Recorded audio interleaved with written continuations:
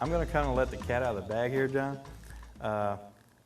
You did a very famous private label that the name is still out there today, but the formula that started the label is no longer supplied to them? No, it has not been available under that trademark since 1984. And I can be the rat. I'm going to let the cat out of the bag. And what's that label? That was Slick 50.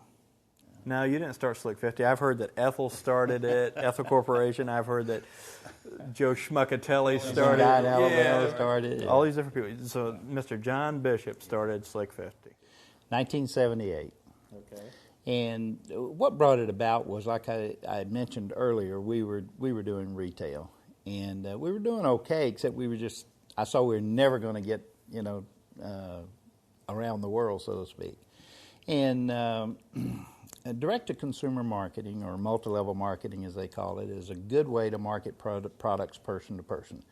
And our product really fits in well that way, because you can tell the customer what it does, answer their questions, show them the test data and so forth, where actually on a retail shelf, they don't have, the clerks don't have time to do that. You're just one of a few up there.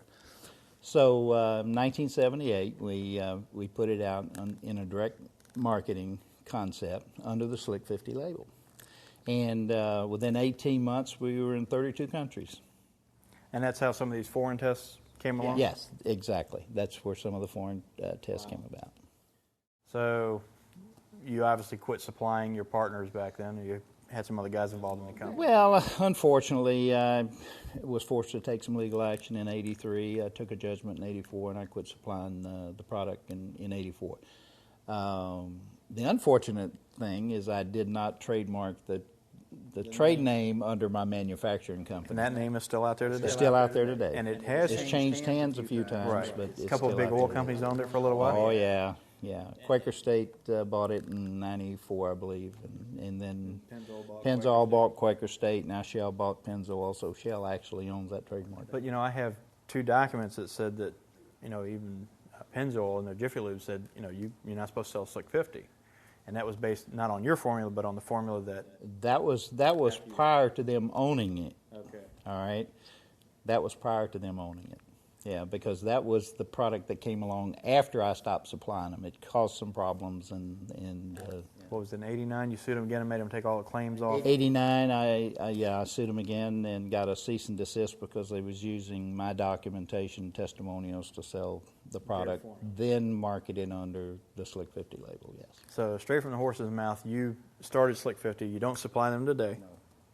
And the formula that you did supply them is the one that actually foundationally formed and, I guess, kicked Slick 50 off back then? Oh, it was. That was it. That was a foundation. Yeah, sure. Well, I guess everybody knows now, don't they? Well, that was a marketing company, and nobody really knew who I was or anything. There was really no need for them to know at the time. It was just that was a marketing concept, and that was the product that was marketed and did very well and went all over the world. And then, unfortunately, things happened that should have happened, and and I had to take some action, and then, unfortunately, the product was no longer available to the people under that label. So consumers today probably still think they're getting the good stuff. Some do, until they use it. I've heard that I don't know how many times, that it changes, it's different, it's not the same. Right.